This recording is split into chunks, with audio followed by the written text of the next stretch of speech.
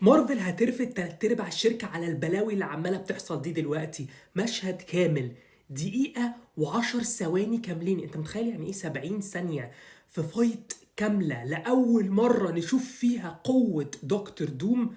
انا مش قادر اصدق. انا عينيا مش قادرة تصدق اللي انا شفته. ايه ده؟ فايت تجنن. النهارده هنحلل الفايت كلها، هنحلل ال70 ثانيه دي كلها، وهشرح لك كل اللي فاتك في التريلر ده. او هو مش تريلر، هو اصلا المشهد ده ما ينفعش ينزل كتريلر.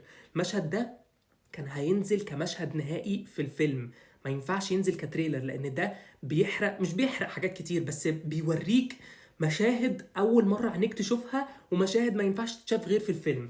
طبعا النهارده زي ما انتم شايفين عملنا تحليل كامل، لسه في بقى صفحات تانية. بس ايه رايكم في رسمه دوم اللي انا رسمتها دي؟ ماسك 10 على 10. اولا احنا هما 70 ثانيه من جمال. عينيك بتشوف دكتور دوم وبتشوف القوه بتاعته لاول مره. اول حاجه المشهد بيبدا بايه؟ بيبدا بدكتور دوم وهو لابس الماسك بتاعه، والكاميرا بتزوم على عينيه وبياخد خطوه قدام. والمشهد ده اصلا مخيف جدا، انت بتبص عليه كده بتخاف منه لاول مره لان انت لاول مره بتشوفه. بعدها بنشوف سيليستيل بيزحف وكانه بيموت، يعني كانه خلاص بيطلع في الروح. السيليستيلز دول زي ما احنا عارفين دي الكائنات او الروبوتس اللي دكتور دوم صنعها علشان هم يعني يحاربوا الاكس مان. دي معروفه عنهم في الكوميكس ان هم السيليستيلز دول بيحاربوا الاكس مان وبياخدوا القوه بتاعتهم. وهندخل في تفاصيل السيليستيلز بعدين في فيديو تاني، بس النهارده احنا جايين نشرح المشهد الخرافي اللي احنا شفناه ده. فالسيليستيل ده بيزحف وبيفرد دراعه وبيحط ايده في التراب وبيسحب التراب من تحت الارض. بعد كده بنشوف واحد من اجمل المشاهد اللي بنشوفها في حياتنا. ثور بيمد ايده وبيقوم كابتن امريكا ستيف روجرز من الارض. وشكل كابتن امريكا في الفيديو ده او في الدقيقه اللي احنا شفناهم دول، شعره مختلف، شعره طويل كده وعنده دقن وبيقوم. واول حاجه بيعملها بيقوم عامل كده، وميولنير بيجيله هنا الهامر بتاع ثور. وثور بعد كده هو كمان بيقوم وبيسحب ستورم بريكر، وده الثور الهامر الجديد اللي هو كان معاه في انفينيتي وور وفي اند جيم، اللي هو صنعه بالايد بتاعه جروت زي ما احنا شفناه. ستيف روجرز بعد كده بيقوم هو وثور والسيليستيلز كلهم. ده بقى اللي بيشرح لنا المشهد ده حصل فيه ايه. السيليستيلز كلهم بيقوموا من على الارض وكلهم متدمرين وميتين. وده بقى بيشرح لنا ان قبل المشهد ده على طول كان في فايت كامل ما بين السيليستيلز والافنجرز، والسيليستيلز كلهم ماتوا اتدمروا. افنجرز موتوا كل السيليستيلز، ولكن دكتور دوم بيجي وبيقومهم كلهم من على الارض، وعينيهم بتنور اخضر لان دي القوه بتاعته، كانهم بيقومهم من تحت الارض من تحت التراب، وعينيهم بتنور اخضر وبيقوموا. وبنشوف مشهد كده لدكتور دوم وهو نازل علينا من فوق. يعني تحس ان هو مشهد عامل زي بتاع هوملاندر، اللي هو المشهد بتاع هوملاندر وهو نازل بيخوفهم من فوق كده. تحس ان هو نازل ومش باين منه اي حاجه غير ان هو السيلويت بتاعه، يعني مش باين غير ان هو عباره عن شادو نازل من فوق كده مخيف، والناس كلهم خايفين منه. بعد كده بنشوف السيليستيلز كلهم بيقوموا، والمشهد بيجي الكت بتيجي على يلينا وهي مخضوضه واقفه عامله كده ومش مصدقه اللي بيحصل. كل اللي احنا موتناهم دول قاموا علشان بس الاستاذ ده جه وقومهم كده فجأة. يعني احنا كل اللي احنا عملناه ده على الفاضي. وده بيثبت لنا قوة دكتور دوم هتبقى معاهم عاملة ازاي. وبعد كده الكاميرا بتروح على تشانج تشي ومستيك، والكاميرا جايباهم هما الاتنين من فوق. مشهد خرافي، هما الاتنين ظهر في ظهر وبيقوموا علشان يحاربوا دكتور دوم. وزي ما احنا عارفين زي ما قلت لكم دكتور دوم جاي من فوق. وبعد كده بنشوف واحدة من أجمل المشاهد اللي احنا شفناها في الدقيقة دي. هو ستايل بتاع افنجرز. عارفين فيلم اول فيلم افنجرز اتعمل؟ عارفين افنجرز اسامبل لما الكاميرا لفت حواليهم كلهم، هم كتيم كامل. الكاميرا بتلف حواليهم واحد واحد، وواحد واحد بيجهز كده وبيقف كأنه خلاص جاهز للفايت. ده بالظبط اللي حصل. ولكن الحلو بقى في الموضوع ده ان الافنجرز ستايل ديت كان فيها ناس كتيره قوي. تعال بقى ما اقول لك مين هم. اول التيم اب الكاميرا بتيجي تترفع من على الارض وبتروح على ستيف روجرز اللي هو كابتن امريكا، وبعد كده الكاميرا بتلف بتكمل لفه وبتروح على سايكلوبس، وبعد كده فجاه بنشوف نايت كرولر بيظهر، بنشوف الشادو بتاعه اللي هو تش تش، زي الحركه بتاعته دي اللي بيتحرك بيها، اللي هو تش تش، يعمل يختفي ويظهر كده. بعدها الكاميرا بتكمل على ميستيك، بعد كده بنشوف حد جاي من فوق من السماء ونازل في التيم اب ده. مين هو؟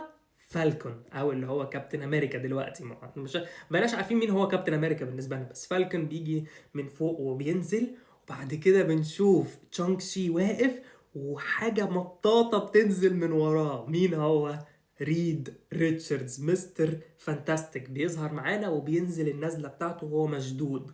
وبعد كده بنشوف لوهله كده بنشوف حد ماسك الشيلد بتاع كابتن امريكا، بس مش عارفين مين هو اللي ماسكه. هل فالكون هو اللي ماسكه؟ هل كابتن امريكا هو اللي ماسكه؟ ولا هل في شخصيه ثالثه ماسكه الشيلد؟ لحد دلوقتي ما اعرفش، لان هو مش باين اصلا في الفيديو. يعني مش باين في الفيديو مين اللي كان ماسك الشيلد ونزل بيه نزله كده، ما كانش باين. اعتقد انا بالنسبه لي لو هحط فلوسي على حاجه او هاكد على حاجه، فاعتقد هيكون فالكون هو اللي كان ماسك الشيلد وعمل الحركه دي. بعد كده بقى بنشوف ثور بيقف. طبعا قبلها بنشوف يلينا، وبعد كده بنشوف ثور.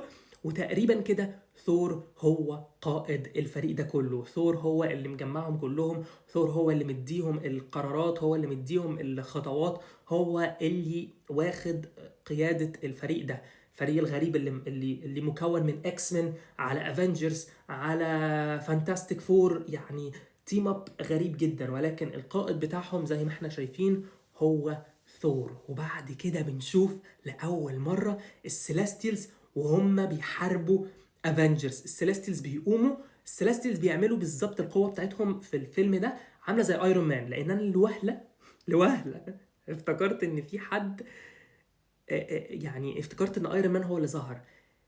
غريبه بقى ان دكتور دوم اللي هو توني ستارك، اللي هو مش توني ستارك، اللي هو روبرت داوني جونيور اللي هو بيلعب ايرون مان، هو اللي بيتحكم في السيليستيلز وبيخلي السيليستيلز تطلع قوه زي بتاعه ايرون مان، اللي هو اللي بيطلعهم البيمز اللي بتطلع من ايديهم. يعني هم قاموا وراحوا عاملين البيمز ديت في وشهم، وسايكلوبس راح مطلع عينه وعامل عينه كده عليهم.